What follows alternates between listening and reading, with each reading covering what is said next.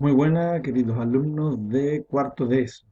Aquí os voy a preparar un pequeño vídeo en el cual pretendo con él pues motivaros para que sigáis haciendo ejercicios acorde con lo que hemos visto en clase y que vosotros mismos seáis capaces de ir poniendo modelos similares a los que os voy a poner ahora.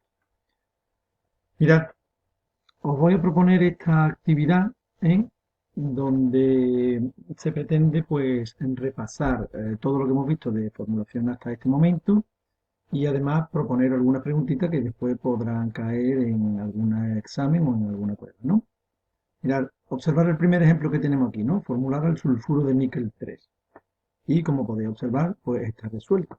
Ustedes mismos os podríais poner cualquier tipo de óxido, de hidruro, de sal binaria, de hidróxido, de peróxido, o incluso ya hemos visto algo de las oxoácidos y oxosales. Con lo cual, ustedes mismos podéis poneros cualquier tipo de compuesto. Observar que una vez que os pido formular al compuesto, dando el nombre, se puede pedir otro tipo de pregunta, como de qué tipo de compuesto es. En este caso sería una sal binaria, estudiada dentro de los compuestos binarios, donde se encuentra formado por un elemento de tipo metálico y otro de tipo no metálico. Vale, también se pregunta, ¿es un hidruro? No, ya que no contiene hidrógeno. También se podría decir, no es un hidruro porque es una sal binaria. ¿Cuál de los elementos es metálico y cuál es su número de oxidación?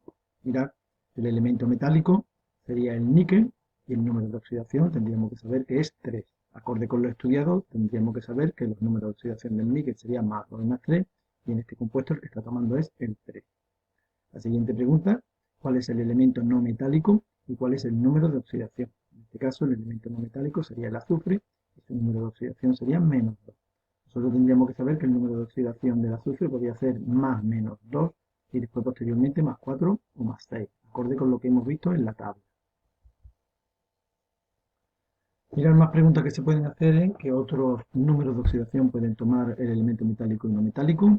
He hecho algo de referencia con anterioridad, ¿no? El níquel como elemento metálico puede tomar también más 2 y el azufre como elemento metálico puede tomar también el más 2, más 4 y más 6. Otra preguntita sería formular y nombrar al óxido correspondiente de la sala anterior, de la que hemos visto, de la del sulfuro de níquel 3, donde participa el elemento de tipo metálico. Tomando al níquel, que es el elemento metálico, vemos que su valencia es 3, luego el correspondiente óxido que se formaría sería el óxido de níquel 3. Otra preguntita, si se combina el elemento no metálico con el hidrógeno, ¿qué compuesto se forma y cómo se nombra? O bien, se forma al sulfuro de hidrógeno o también ácido sulfídrico y ahí lo tenéis, H2S. Cuidado que en la combinación del hidrógeno con los elementos de tipo no metálico, primero se coloca el hidrógeno y después el elemento no metálico. Cuidado que con los hidruros se coloca primero el elemento metálico y el hidrógeno después. Bueno, mirar, vamos a pasar a este segundo ejemplo. Al nombrar al PCl5, observar que os puedo dar o bien el nombre para que ustedes lo formuléis, o bien os puedo dar el compuesto formulado para que ustedes lo nombréis, ¿no? En este caso sería el pentacloruro de fósforo. Nos pide la segunda preguntita, identificar los átomos y el número de ellos que hay en la molécula. Entonces la respuesta sería que hay un solo átomo de fósforo mientras hay 5 átomos de cloro y hacen un total de 6 átomos en cada molécula. En el siguiente ejemplo, formular al hidróxido de oro 3. Pues nada, se pone el AU o H. Identifica cada elemento comentando si es metálico y no metálico y qué número de oxidación toma. Bueno, pues el oro, que es el elemento metálico, pues resulta que tomaría la valencia más 3. El número de oxidación del oxígeno, que sería un elemento no metálico, pues resulta que sería menos 2. Y la del hidrógeno, que actuaría como elemento de tipo metálico, sería más 1. Parece que hay aquí un pequeño problemilla y he puesto el número de oxidación del oro más 2 cuando sería más 3. Bueno, ya lo corregiré y os lo mandaré corregido, ¿vale? Y esto parece ser que también se ha colado. Parece que hay aquí alguna cosita de 3 átomos de azufre y 2 de níquel. Parece que esto sería del compuesto anterior. Bueno, ya os mandaré el documento, pero estará corregido, ¿vale? Vamos a continuar con el ejemplo 4.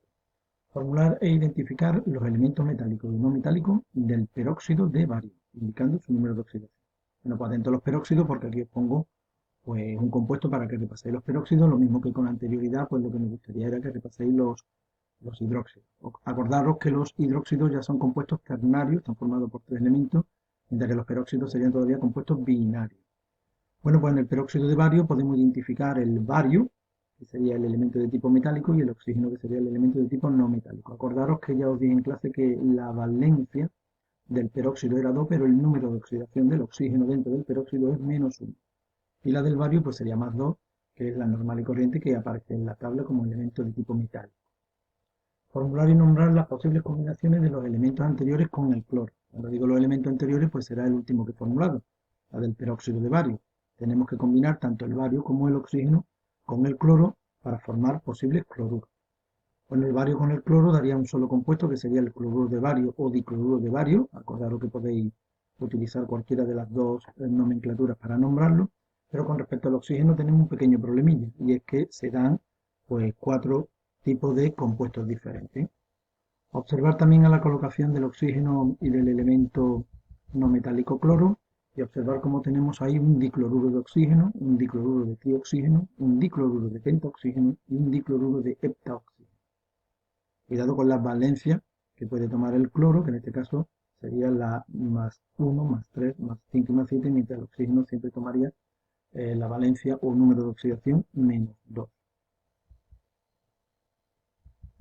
Bueno, mirad, aquí aparece un quinto y último ejemplo dentro de este primer vídeo, que sería nombrar al siguiente compuesto.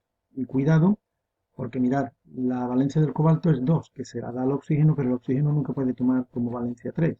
Hemos dicho que su valencia sería o 1 o 2, su número de oxidación -1, -2. La de -1 siempre la toman los peróxidos, en cualquier otra situación sería la de -3. Con lo cual, cuidado, porque no podemos nombrar un compuesto que realmente no existe. Con lo cual, cuando os pida en el examen algún tipo de compuesto que no tenga validez, no pueda formularse porque tiene que ir acorde con las valencias que os he ido dando, pues sencillamente ustedes ponen que el compuesto no se puede nombrar o no presentar. Bueno, pues con esto mirar qué es lo que pretendo yo. Pretendo poner de manifiesto que en esta actividad os motive con este tipo de ejercicio que ustedes os pongáis más en ir siempre formulando y nombrando, siempre identificando quién es el elemento metálico y no metálico, identificando qué tipo de compuesto es. Si os ponéis un óxido, un peróxido, un hidruro, una sal, un ácido, un oxoácido, etcétera. O sea, siempre que tengáis claro qué tipo de compuesto e identificar las valencias que tiene y los números de oxidación. Y cuidado que esos mismos elementos, tanto metálico como no metálico, del compuesto que os dé, se puede relacionar con la formulación de otro tipo de compuesto. Bueno, pues espero que os guste este vídeo, que haya información que os suene y sobre todo que veáis después qué tipo de preguntas se pueden hacer, y dejo constancia con ello en un vídeo, ya que como estamos en la semipresencialidad, voy a distintos ritmos en los distintos grupos, pero más o menos yo ya podría decir que casi la gran mayoría he terminado ya la formulación de inorgánica, con lo cual espero que este vídeo sea motivador, que os sirva para estudiar y, en fin, ir utilizando ustedes los compuestos en función de lo que os vaya dando en clase. Bueno, pues muchísimas gracias por la atención que le habéis dedicado al vídeo y ya nos vemos en clase.